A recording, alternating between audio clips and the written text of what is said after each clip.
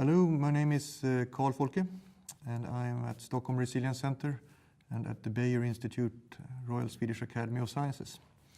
And today I'm going to talk about something really exciting. What is resilience?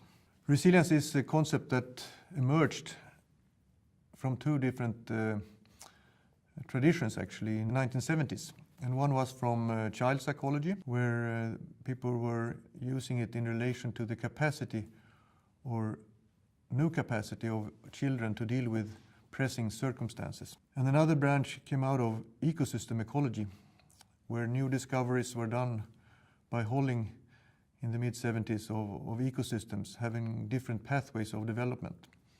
For example, a lake could be a clear lake or a muddy lake, a forest could be a forest or a savanna. Since then, lots have happened in resilience thinking. There is something called community resilience, disaster resilience, climate resilience, development resilience, lots of different entry points to thinking about resilience.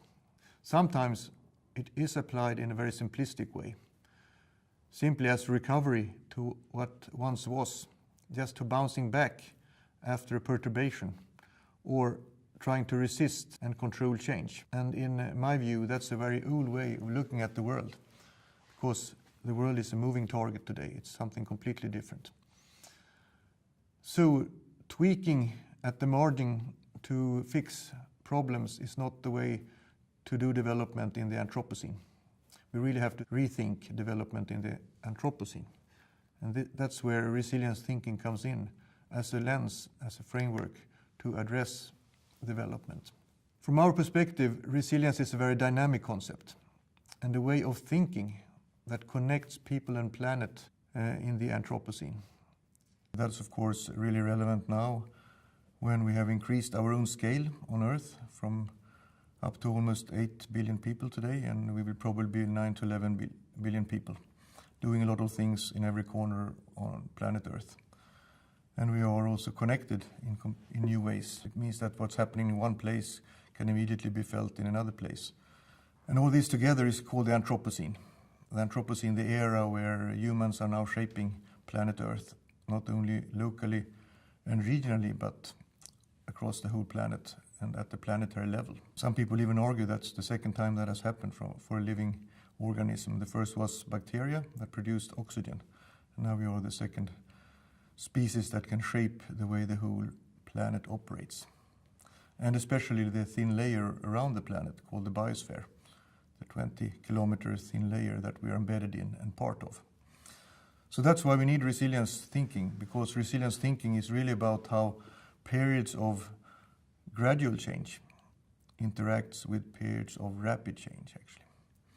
And resilience provide the ingredients, the sources for responding to change, to continue to develop when you're really faced with change, and especially when you're faced with uncertainty and the unknown.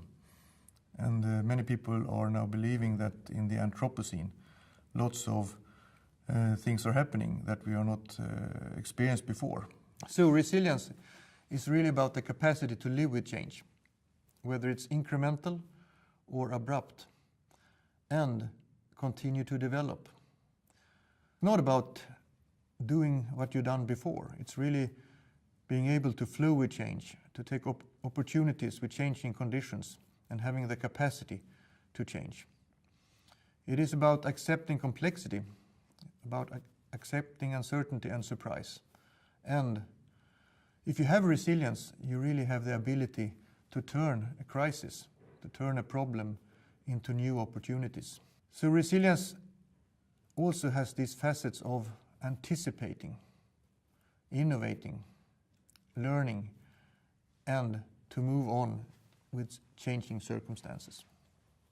That is not simply about doing what we've been doing all the time, but it's really about different pathways of development, different trajectories of development.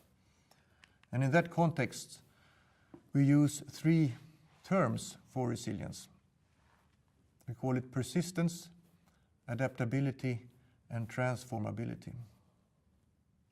Resilience as persistence is really having the capacity to continually change and adapt, but remain on your pathways of development. That sound very nice, but it can also be a trap, because sometimes resilience can be a hindrance to good and sustainable development. Then you need to break resilience. You need to reduce it to be able to shift over into other pathways. So resilience in that sense is not always good. It could also be a bad thing for the future of humanity and our development trajectories. The second concept here is adaptability. And adaptability is really the capacity to continue to develop on the pathway you're on, to innovate and change and live with change, but remaining on the same pathway. I think that a lot of people who use resilience are thinking about resilience in that way. But the real beauty of resilience thinking is the transformability challenge, which is really about shifting pathways or having the capacity to shift into new pathways and cross thresholds for sustainable development. And transformability, I think, is really a central concept now for development challenges in the Anthropocene.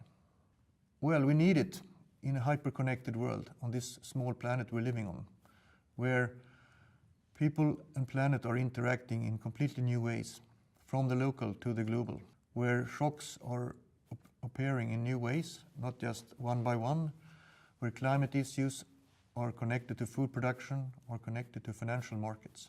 It's a new type of dynamic. And especially this thinking is extremely useful when we are dealing with both rapid and gradual change at the same time. How can we persist with change and at the same time renew? And that's a really frontier of resilience thinking. Right now we are at the end of the industrial era and looking for new directions. And of course, those directions can go in many different ways. And that's where we need resilience, to have the capacity to really shift over into new sustainable pathways.